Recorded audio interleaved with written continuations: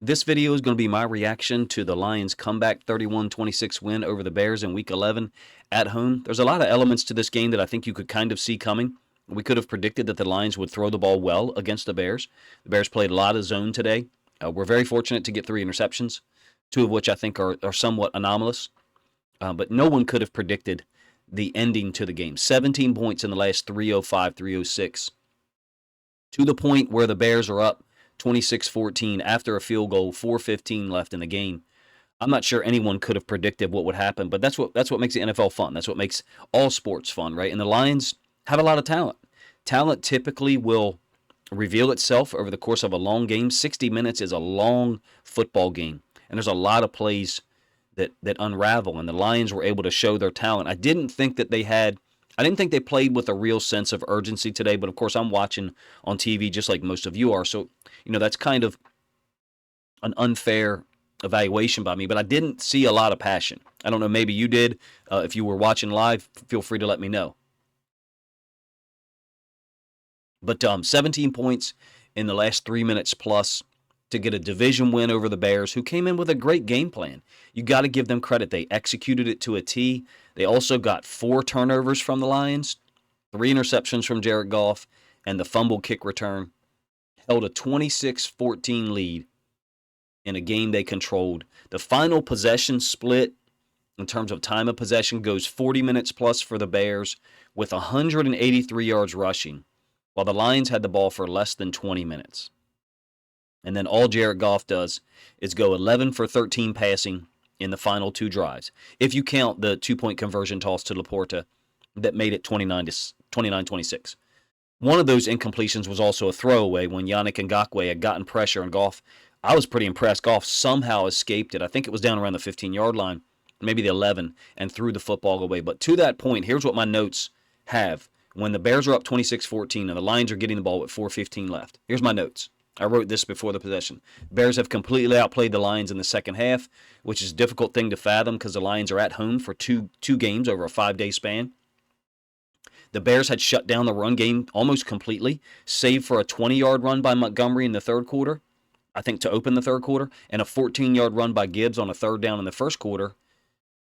Other than that, it was 83 yards total. But if you take those 2 runs out, you're talking about 69 yards total, I believe rushing. Maybe 59, excuse me if I did my math wrong there. I'm sorry. The Bears had gotten 3 interceptions. The first one to me by Tyreek Stevenson, who's a hell of a football player. He also forced a fumble on a kickoff. Probably could have been a penalty on Brisker for making contact with Laporta. But other than St. Brown, through 50 to 52 minutes, I didn't think anyone on the Lions offense had a ton of impact. I think St. Brown had 6 catches for 63 yards to that point. The Lions defense had incredible trouble with the read option for Fields. I did not think that the Lions defense played it particularly well early, given that Dan Campbell apparently respects Justin Fields' agility and legs so much. It's interesting to me the strategy they used to force keep reads so much in the first half and basically get shredded by it. 3 defensive holding calls, I think in the first half, but maybe it was the first 3 quarters, gave the Bears new sets of downs. 2 of them was on Branch. 1 of them, I think, was Sutton. The first one on Branch I thought was horrible. It was a weak call. But in any case, the Lions had 83 yards on the ground, down 12 at home, 4:15 left. And regardless of what they were doing defensively against the scheme, Justin Fields had the answer for it. I couldn't have predicted what would happen next. Let's take a look at the possession that the Lions put up at that point, which ends in the touchdown pass to Jameson Williams. We kind of talked about that a little bit in the preview, although I only did a defensive preview for the Bears, that Jameson Williams would have the possibility to make a big play or multiple big plays after play action. Now, it wasn't necessarily play action here, 1st and 10 from the 32-yard line, but it's a bunch set. I think it's Amon-Ra St. Brown runs the underneath route or the shorter route, basically flood concept. St. Brown runs the shorter out. Williams runs the corner, and Goff finds him perfectly. I love the 3rd and 2 completion to St. Brown. I thought there was a ton of guys around St. Brown. 3rd and 2 from the negative 33, just inside 4 minutes left. Goff looked extremely poised to me in all of these situations. When he came out here, I didn't write any notes down, but I was like, it's like 40 minutes to 60. Or I did put it at the top. 40 minutes to 16 in terms of time of possession, and it doesn't look like it bothers Goff at all. Some of you Lions fans may not like this. He reminds me of Joe Flacco. I'm a Ravens fan, been a Ravens fan for a long time. And Joe Flacco was just, nothing ever bothered him. In fact, that bothered other people, that Flacco never seemed really fired up by anything at all. And that's who Goff reminded me of today, just from the standpoint of, okay, I'm just going to go down here and throw 2 touchdown passes in the last 3 minutes, and we'll just win the game. So gets them to within 26-21. The Bears have a chance to close the game before the Lions' ninth possession, but a third down pass from Fields deep to Tyler Scott, the rookie who had fumbled earlier, I think he's from Cincinnati, was overthrown against Cam Sutton, just barely. The Lions got the ball back, and Goff was near perfect on this drive. Again, this is the 9th possession, so down 26-21. Gets the ball back, 2.5 minutes left, you can see in the top center of the screen. Montgomery also had runs of 18 yards, 10 yards, and then Gibbs almost got into the end zone on a 3rd and 2 from the 7. I wondered there, it's the third play from the bottom for you guys. It says SSR, same side run, meaning the running back is on the same side. He lines up on one side, and the run play is designed to go to that same side, as opposed to him crossing the face of the quarterback to the other side of the formation. It's becoming used, so much more often now.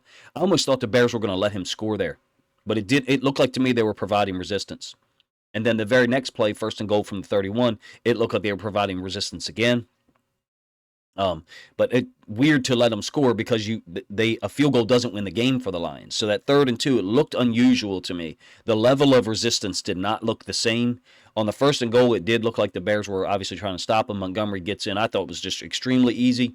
And then the play action complete to Laporta, 29-26. The runs on the Goff was amazing. Don't get me wrong, on the 8th and 9th possession. But the run plays being called in these situations, I mean, Montgomery, the 3rd play down from the top for you at 2:05.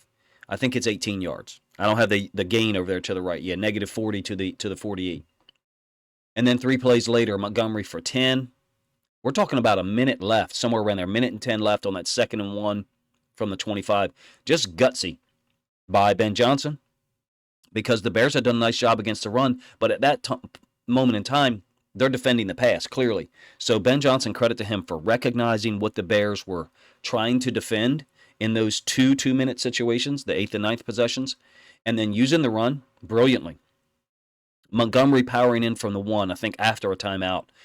As an aside, anything you see on the left hand where the down and distance is, anything where there's a time marker, that's a timeout. That's a stoppage in play, I should say. So either a timeout or an injury.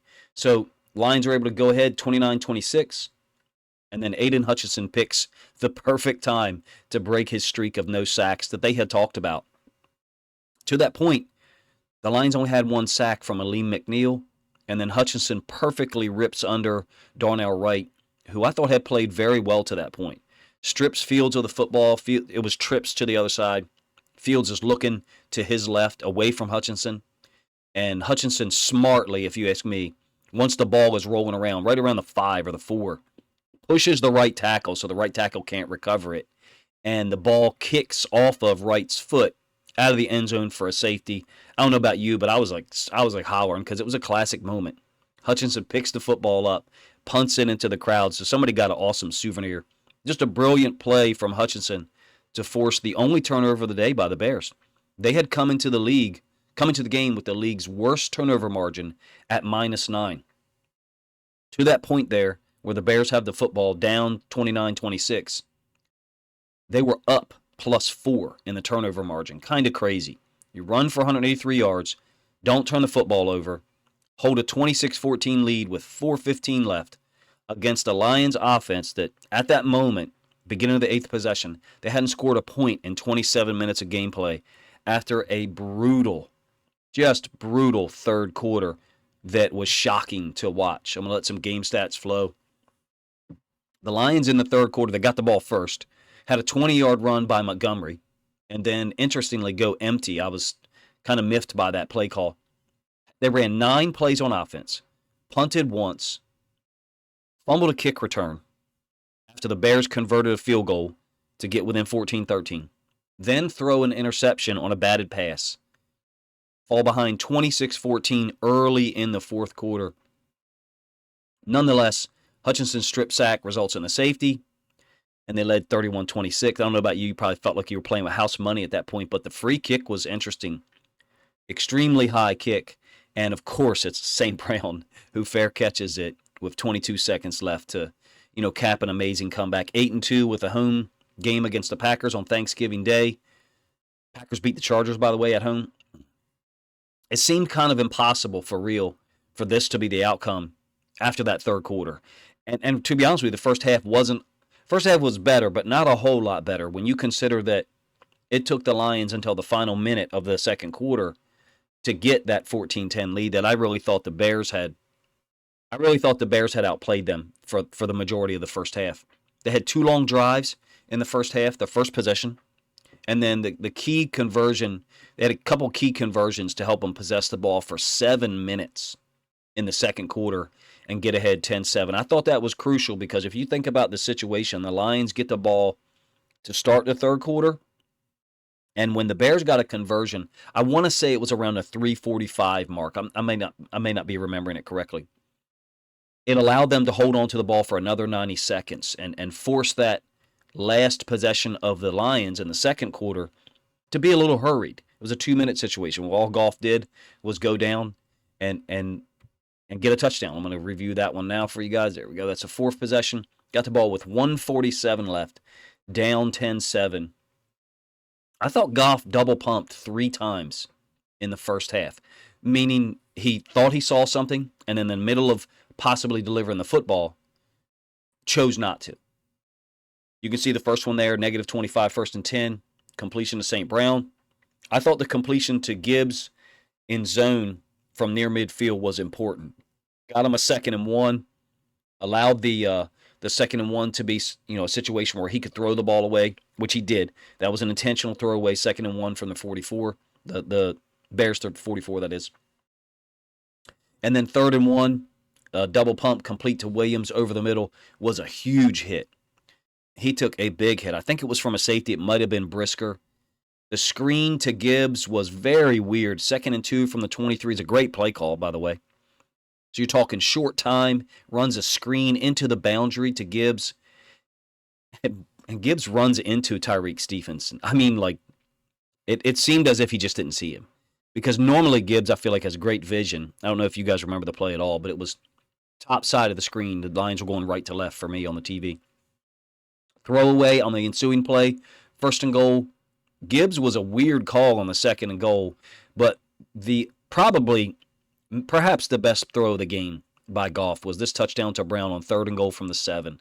Not much time left. You clearly can't have a completed pass or a run that's short because you possibly would run out of time, and you certainly wouldn't have enough time to get the field goal unit on the field. Sticks that throw in there into zone. I thought it was an amazing throw. Give the Lions a 14-10 lead that, don't take it the wrong way. I didn't really think that they deserved because of how well the Bears had played leading to that point. The Bears put up a 10-play, 75-yard drive on this first possession.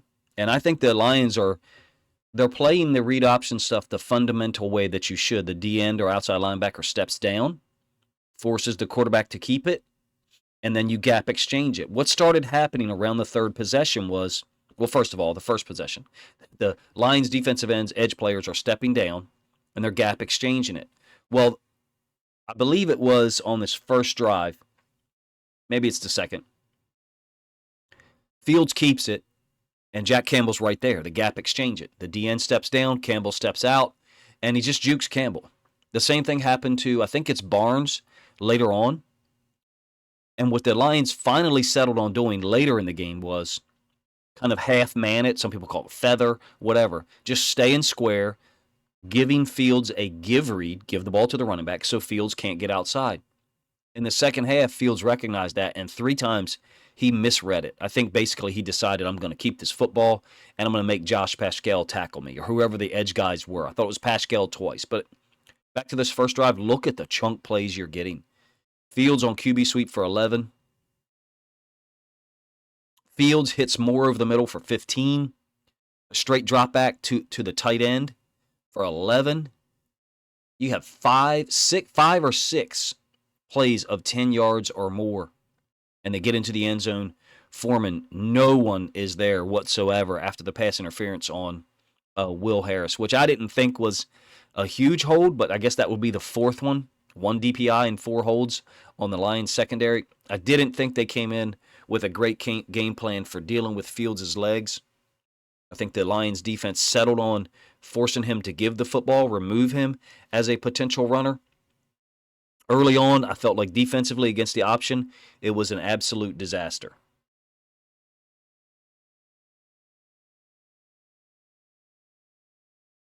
I'll let some of the game stats flow here. Now, I will say that, one of the keys to the comeback, if you ask me, is related to defense. Clearly, they got to stop in the fourth quarter, but even before that, early in the fourth quarter,